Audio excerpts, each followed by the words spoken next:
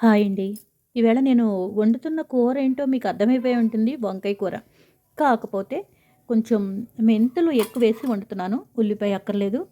వారాలు ఏమైనా ఉన్నప్పుడు నేనంటే ఏదైనా శుక్రవారం, శనివారం అప్పుడు పండగ రోజుల్లోనూ ఉల్లిపాయ తినని రోజున ఈ విధంగా అయితే నేను వంకాయ కూర అయితే వండుకుంటాను. కొంచెం కారానికి తగ్గట్టుగా మిరపకాయలు, నెక్స్టు మినపప్పు, జీలకర్ర, ఆ పైన మెంతులైతే కొంచెం ఎక్కువ వేస్తున్నాను. సరిపోతుంది. మెంతి కూర పెట్టి వంకాయ కూర అనమాట. వంకాయ మెంతి కారం పెట్టి కూర.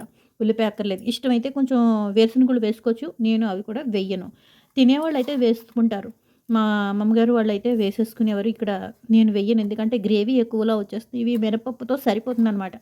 నేను ఎక్కువ ఏమి వండినా సరే మినపప్పుతోటే పొట్టు మినపప్పుతోటే వండుతానండి. టేస్ట్ చాలా బావుంటుంది. కొంచెం నీళ్ళలో ఉప్పేసేసుకొని నేను తరగడం అయితే ప్రారంభించేశాను.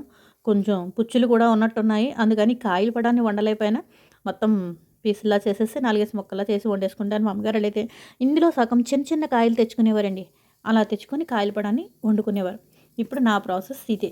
కొంచెం నూనె అయితే బుల్లికప్పుడు నూనె అంతే పడుతుంది. మీకు వేసేటప్పుడు చూపిస్తాను. మొత్తం తరగడం చూపించేస్తాను. నెక్స్ట్ ఇవన్నీ పోపు వేయించడం కూడా మీకు చూపించేస్తాను. ఆ తర్వాత ప్రాసెస్ అంతా మీకు చూపిస్తానండి. టేస్ట్ అయితే చాలా చాలా బాగుంటుంది. వంకాయ మెంతి కారం పెట్టి కూర. కొంచెం ఉప్పు కూడా వేసేసుకున్నాను. ఎక్కువ పట్టదు.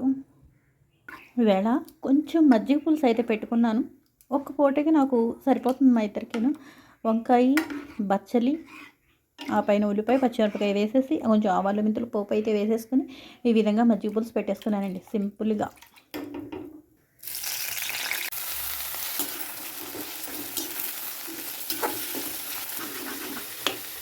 వంకాయ కూరలోను కొంచెం చింతపండు కూడా వేస్తానండి. పోపు అది వేగిపోయి మిక్సీ ఆడేసిన తర్వాత ఇంత చింతపండు అయితే సరిపోతుంది ఈ కూరకి.